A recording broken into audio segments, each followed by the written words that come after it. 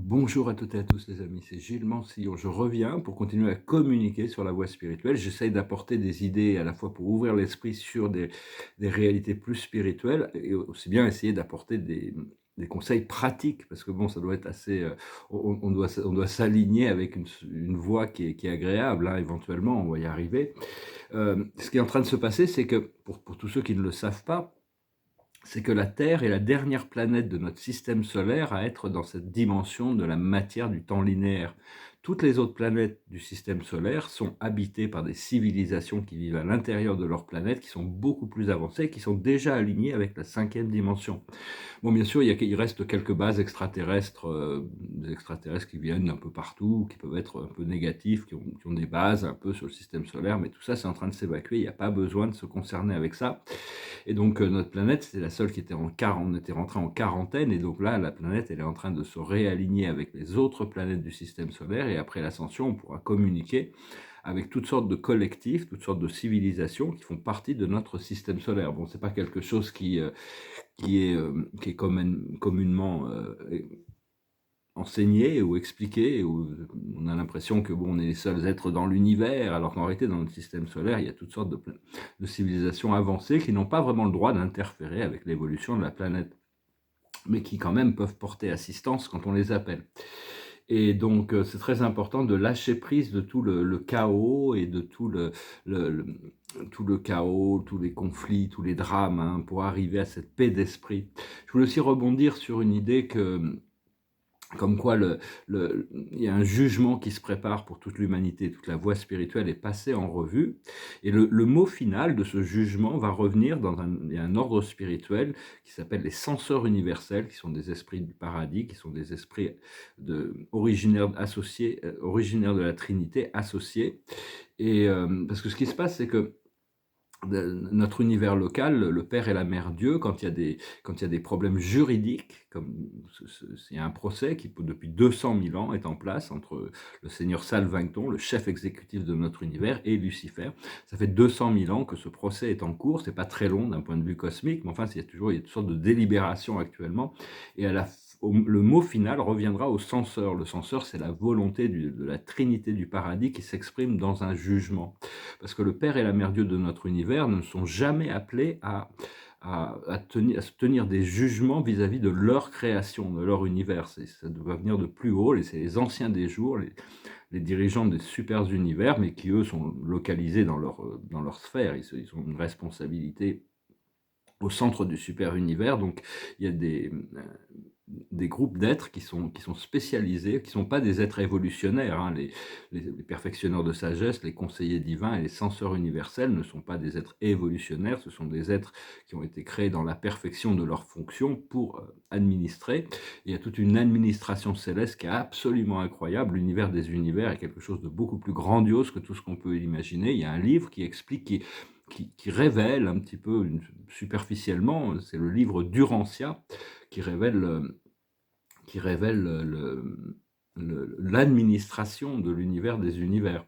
Et donc ce qui se passe, c'est que bon, il y a eu, on va arriver à ce jugement final, hein, c'est le troisième jugement spirituel du 68e globe terrestre de notre système de monde, et il y a déjà eu deux jugements spirituels. Le dernier, c'était le déluge, hein, c'était un jugement spirituel, mais notre monde n'a jamais été censuré, c'est-à-dire que c'était des puissants messagers qui avaient créé, qui avaient dû censurer, dans un sens, qui avaient dû créer ce jugement spirituel quand les êtres d'Atlantis avaient fait ressortir à travers des sacrifices humains, des démons du sang, ils avaient fait ressortir donc il y avait besoin de cette purification, ce déluge il y a 17 000 ans.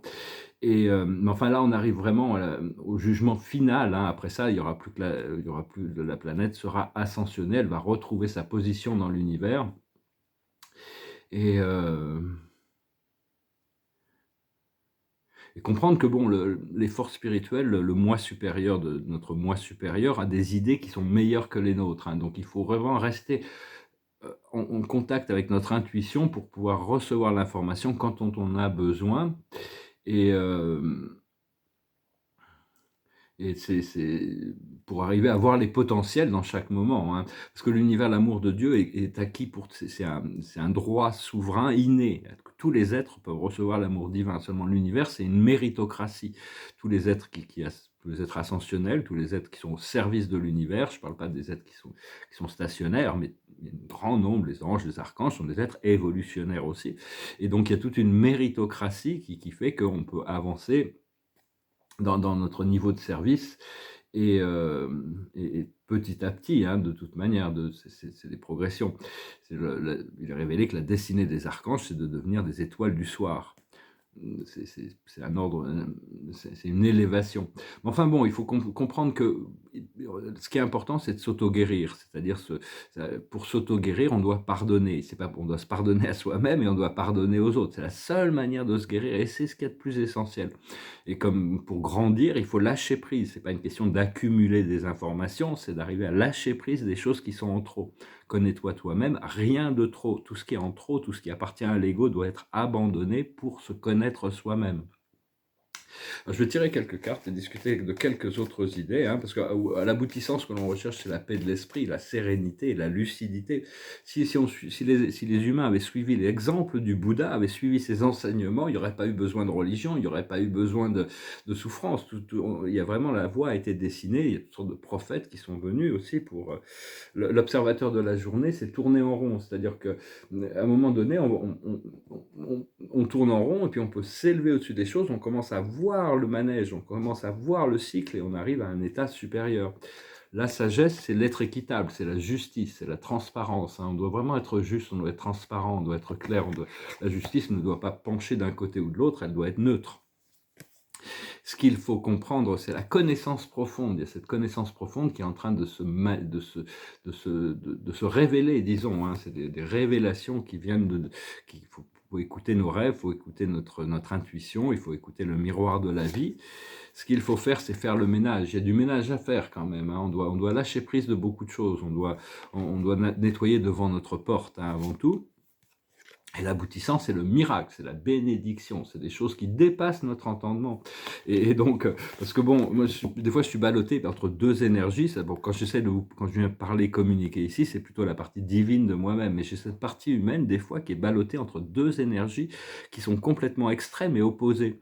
C'est-à-dire qu'à l'intérieur de moi, je vois cette richesse, cette abondance, ce succès, et puis il y a une autre partie de moi-même qui, des fois, peut tomber dans le doute pour voir que les conditions externes de ma vie sont extrêmement désagréables dans cette condition de survie. Mais enfin, il y a une valeur éducative dans tout ça, je le reconnais. Mais enfin bon, l'esprit, quand je tombe dans le doute, l'esprit m'annonce que mon heure va arriver et que tout ça il y aura plus de place pour le doute, que la manifestation de ma vie sera complète et j'aurai plus besoin d'avoir aucune place pour le doute, hein.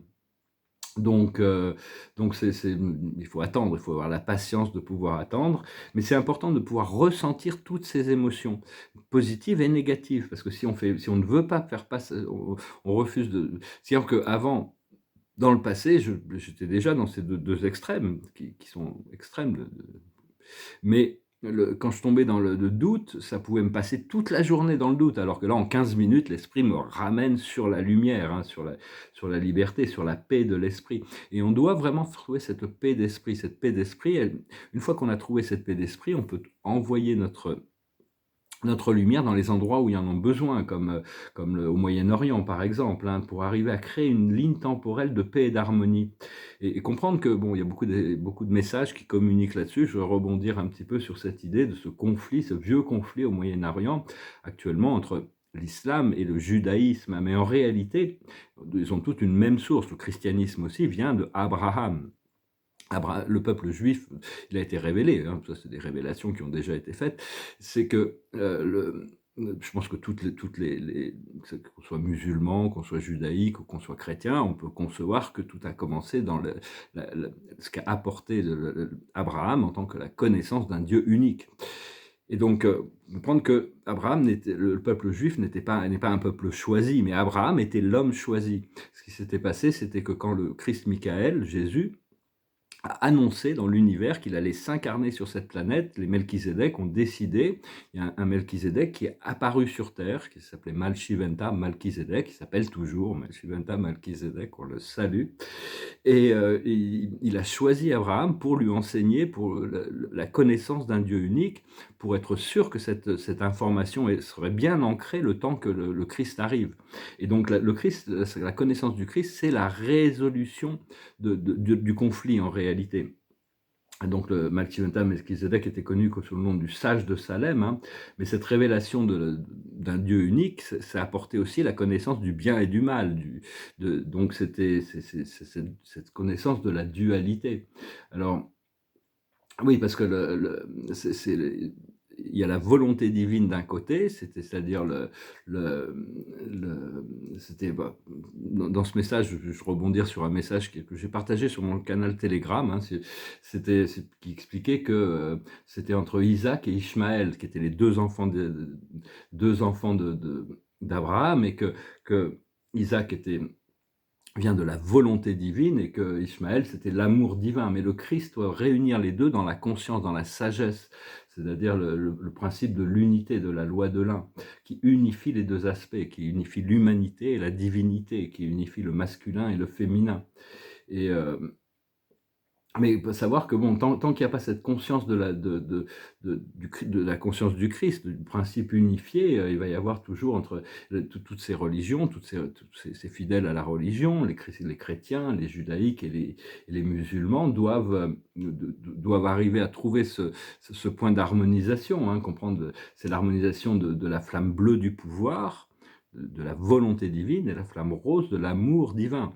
Si on les unifie, elles deviennent la flamme violette des transformations, mais la flamme qui unifie, qui recrée l'équilibre, est la flamme jaune de la sagesse. C'est vraiment, on est toujours en train de... Et donc la purification, le nettoyage, c'est vraiment essentiel aussi, hein, c'est vraiment pour se débarrasser de toutes les énergies inférieures qui peuvent créer des conflits et du chaos et toutes ces choses-là. Parce que ce qui se passe, ce qu'on a un peu l'essence, c'est que quand on reçoit cette connaissance, c'est comme si on revenait du futur pour transformer l'humanité afin d'accélérer la voie d'ascension de la conscience et favoriser l'ascension. C'est pas une mission facile d'ascensionner une planète qui est enfermée dans la dualité avec des croyances aussi limitées.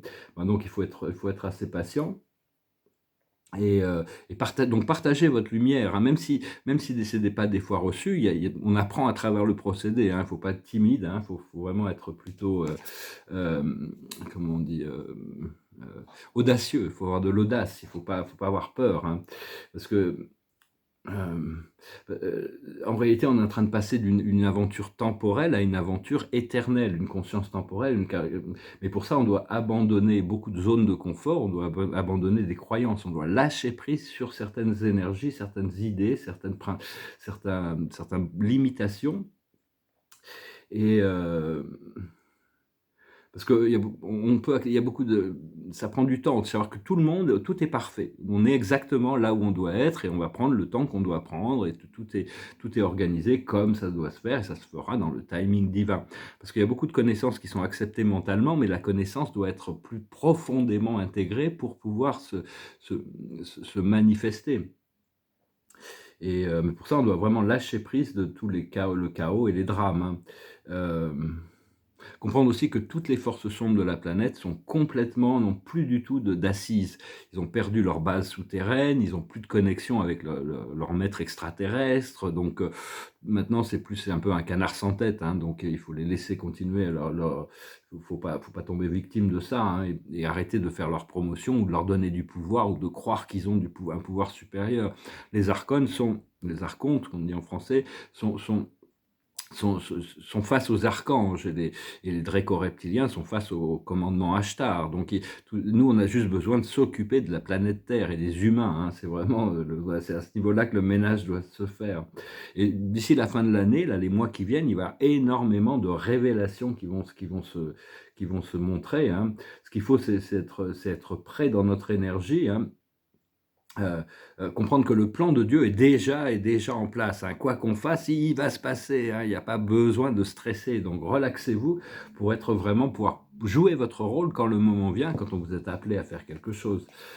Et parce que progressivement, bon, des fois, bon, je pars un petit peu sur des choses un peu plus lointaines, mais progressivement, la voie d'ascension du paradis, qui est révélée dans le livre du Rancia, nous montre que progressivement on se spiritualise, parce qu'on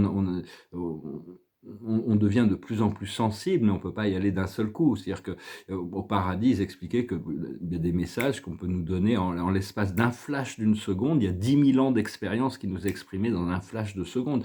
Mais si on recevait toute cette information d'un esprit, d'un philosophe paradisiaque ou d'un enseignant, ça serait beaucoup trop, hein, ça serait beaucoup trop. Donc on a besoin d'y aller progressivement.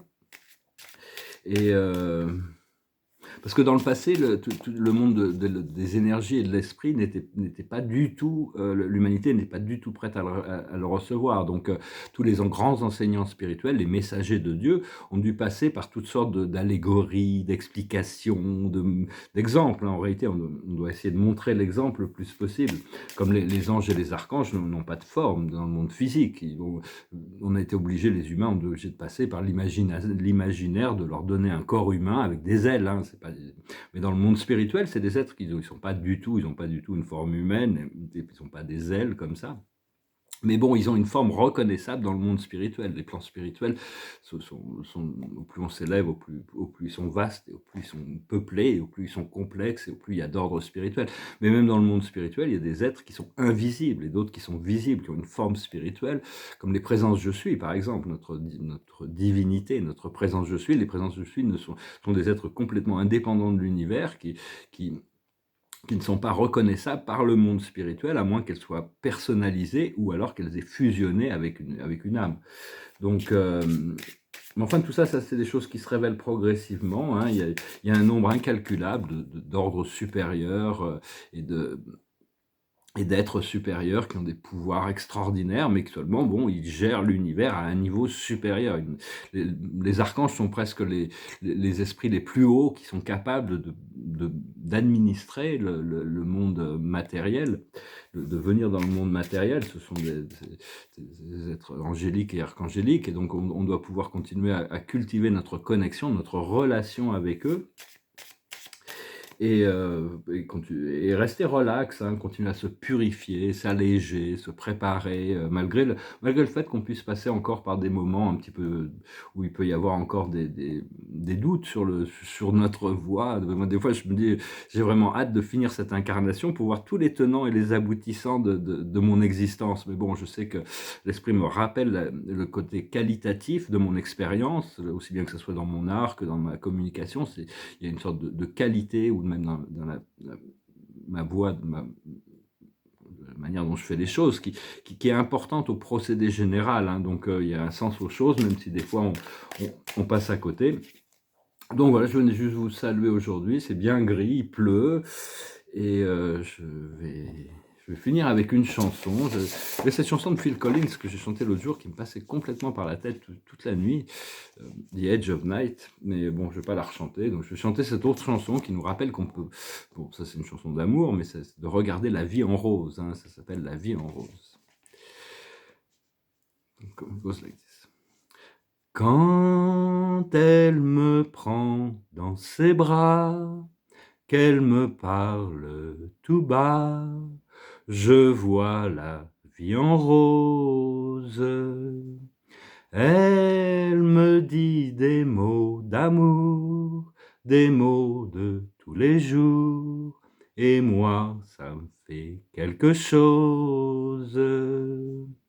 Il est entré dans mon cœur une part de bonheur dont je connais la cause. C'est elle pour moi et moi pour elle dans la vie. Elle me l'a dit, l'a juré pour la vie. Et dès que je l'aperçois, alors je sens en moi mon cœur qui bat. très belle chanson, je crois que c'était Charles Dumont, c'est quelqu'un que j'avais rencontré, qui est charmant, qui a écrit cette chanson. On a passé un Noël ensemble, et à Los Angeles. Et donc, je vous remercie d'aimer, de partager, de commenter, de souscrire. Si vous voulez une session privée, vous pouvez m'envoyer un email. Et je pourrais bientôt peut-être ouvrir un cabinet de consulting, hein, on verra peut-être plus tard, et de coaching, disons. Et c'est plutôt un projet secondaire, hein, par rapport à mes projets culturels. Et je vous remercie pour vos dons. Je vais tirer quelques cartes avec le tarot des archanges. L'observateur de la journée, c'est le réconfort. Il y a le réconfort qui nous attend, hein. Donc on va pouvoir se réconforter, on va pouvoir se préparer pour rentrer dans notre mission. Personnellement, bon, ça fait très longtemps que je sais que je suis en mission ici, mais bon, là, on va vraiment rentrer dans une phase où cette mission sera différente. C'est une nouvelle étape, hein, vraiment. La plus haute sagesse, c'est la compassion, avoir de l'amour pour soi-même déjà, et puis pouvoir faire du bien autour de soi, hein. C'est important de continuer, pas pour récolter des mérites spirituels, parce qu'on cherche la lucidité, la liberté. On ne fait pas les choses parce que si on ne fait des actes de compassion que parce qu'on pense que on va pouvoir récupérer des mérites spirituels, mais on oublie la lucidité, la méditation, la sérénité. Et à ce moment-là, on va devoir se réincarner pour profiter des mérites spirituels. Ce qu'il faut comprendre, c'est la famille de cœur, hein, surtout, parce qu'il y a des amis qui sont beaucoup plus proches de nous que certaines personnes de notre famille. On s'est incarné dans des familles pour des raisons karmiques. On a choisi une certaine... Mais il y a des gens dans les familles, des fois, qui ne sont pas du tout en vibration avec nous. Donc il faut vraiment aussi, bien que bon, il y a quand même cette connexion ancestrale, mais il y a toute une famille étendue qui se crée autour de nous, qui sont basées sur l'amitié, hein, essentiellement. Ce qu'il faut faire, c'est la communication, hein. C'est pour ça que je reviens aujourd'hui, hein. Je continue à communiquer ici. Communiquer, hein, vraiment communiquer, hein. Il n'y a pas... sans forcer les choses, mais bon, la communication va venir et on doit continuer à communiquer. Et l'aboutissant, ça va être la droiture, on va être droit. C'est une question d'être droit, d'être juste, d'être sincère, ça veut pas dire qu'il faut tout déballer, il faut jouer toutes nos cartes, il faut tout dire, quoi que ce soit. Faut pas, il y a des choses qui n'ont pas besoin d'être dites, hein. Faut rester avoir du tact, mais enfin, être droit, être honnête, être sincère, hein, c'est très important. C'est un peu nos valeurs, nos principes sont quand même la base de ce qui nous permet de grandir vers le retour à notre moi supérieur. Je vous salue, je vous remercie pour tout. Je vous souhaite une excellente journée. À bientôt.